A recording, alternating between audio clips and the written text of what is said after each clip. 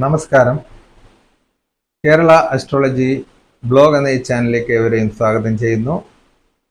ഇന്ന് 29/6/2024 ശനിയാഴ്ച ദിവസം, കൊല്ലവർഷം 1199, മിഥുനമാസം 15-ാം തീയതി, ഉത്രട്ടാതി നക്ഷത്രം.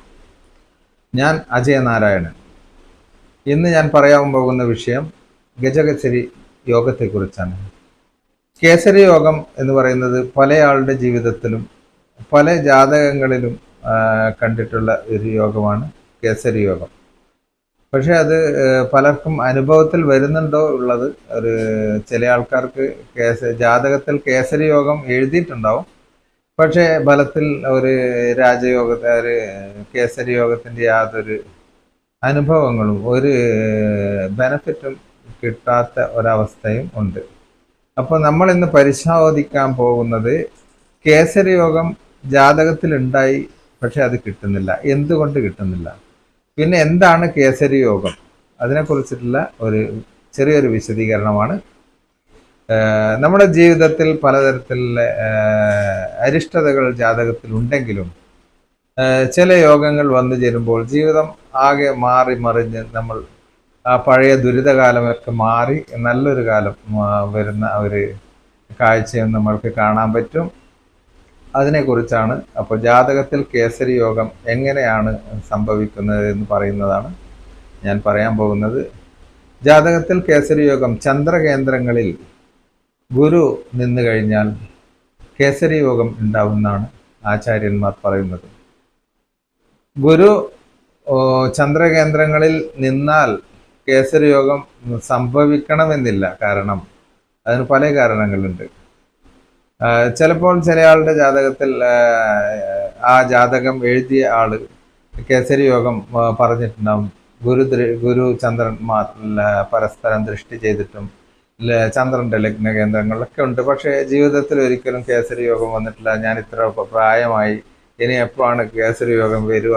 അങ്ങനെയുള്ള ആ കേസരി യോഗത്തിന്റെ പ്രതീക്ഷയിൽ ആ വ്യക്തി ജീവിതം നയിക്കും. എന്നെങ്കിലും കേസരി യോഗം വരും. കാരണം ജ്യോതിഷ് പറഞ്ഞിട്ടുണ്ട്, ജാതകത്തിൽ കേസരി യോഗം കാണിക്കുന്നുണ്ട്, എന്തുകൊണ്ട് വന്നില്ല? അങ്ങനെ ദുഃഖിച്ചിരിക്കുന്നവർ അറിയേണ്ട ഒരു കാര്യമാണ്, കേസരി യോഗം ജാതകത്തിൽ ഉണ്ടെങ്കിലും അതിന് പക്ഷഫലം ഉണ്ടായിരിക്കണം. ചന്ദ്രന് പക്ഷഫലം ഉണ്ടായിരിക്കണം എന്നാണ് ഒന്ന്. കാരണം പക്ഷഫലം എന്ന് പറയുന്നത് ഇത് അമാവാസി കഴിഞ്ഞിട്ട് വരുന്ന ആ ശുക്ലപക്ഷത്തിലെ ആ ബാലചന്ദ്രനായിരിക്കണം എന്നാണ് പറയുന്നത്.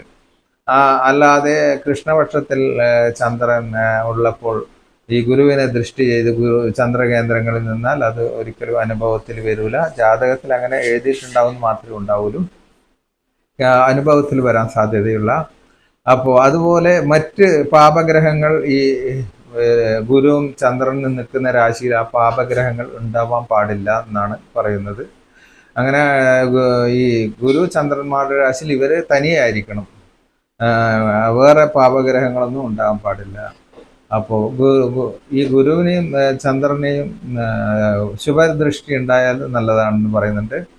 അതുപോലെ തന്നെ ഈ ഗുരുവും ചന്ദ്രൻ നിൽക്കുന്ന അതിൽ ചന്ദ്രന്റെ അഷ്ടബിന്ദുക്കൾ എത്രയുണ്ടെന്ന് നോക്കണം. അതേമാതിരി ഗുരുവിന്റെ അഷ്ടബിന്ദുക്കൾ എത്രയുണ്ടെന്ന് നോക്കാം. 5 കൂടുതൽ ഉണ്ടെങ്കിലാണ് ഇതിന് കൂടുതൽ ഫലം ഉണ്ടാവുക.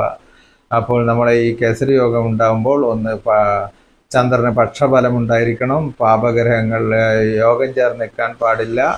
അതുപോലെ ഗുരു അഷ്ടവർഗം ബിന്ദുക്കൾ 5-ൽ കൂടുതൽ വേണം. ചന്ദ്ര അഷ്ടവർഗത്തിൽ ചന്ദ്രന്റെ ആ ബിന്ദുക്കൾ 5-ൽ കൂടുതലുണ്ടായാൽ ഈ കേസരി യോഗം വന്ന് ഭവിക്കും എന്നാണ് പറയുന്നത്. അപ്പോൾ ജാതകത്തിൽ പലതരത്തിലുള്ള അരിഷ്ടതകൾ ഉണ്ടെങ്കിലും ഈ കേസരി യോഗം നിങ്ങൾക്ക് അനുഭവിക്കാനുള്ള യോഗം ജാതകത്തിൽ ഇതുപോലെയാണെങ്കിൽ തീർച്ചയായിട്ടും നിങ്ങൾക്ക് കേസരി യോഗം ഉണ്ടായിരിക്കുന്നതാണ് എനിക്ക് പറയാനുള്ളത്. അപ്പോൾ കേസരി യോഗത്തിന്റെ ഫലങ്ങൾ എന്തായിരിക്കും എന്ന് പറയാം. കേസരി യോഗം ഒരാളുടെ ജാതകത്തിൽ കറക്റ്റായിട്ടുള്ള ഈ ചന്ദ്രന് പക്ഷഫലം കൂടുതലോടുകൂടി ബിന്ദുക്കൾ കൂടുതലോടി വന്ന് ആ കേസരി യോഗം വന്നു ചേരുമ്പോൾ ആ വ്യക്തി ഉന്നതമായ ഒരു ജീവിതം നയിക്കുമെന്നാണ് പറയുന്നത്.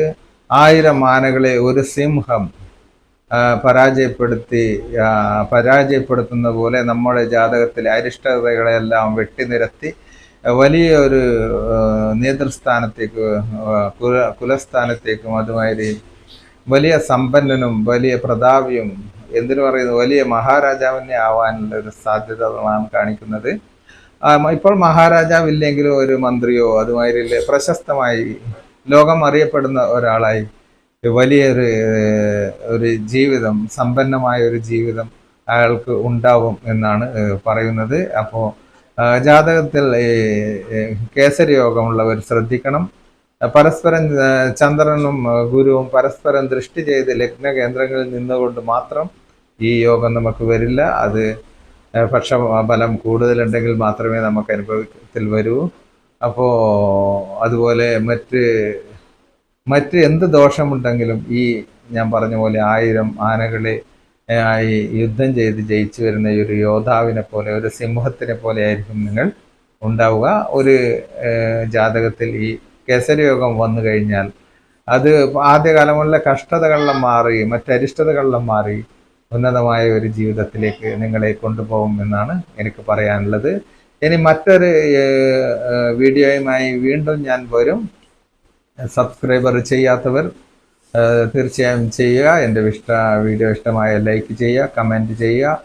ജ്യോതിഷപരമായ സംശയങ്ങൾക്ക് കൃത്യമായി മറുപടി തരുന്നതായിരിക്കും. എല്ലാവർക്കും മഹാവിഷ്ണുവിൻ്റെ അനുഗ്രഹം ഉണ്ടാവട്ടെ എന്ന് പ്രാർത്ഥിച്ചുകൊണ്ട് ശംഭോ മഹാദേവ.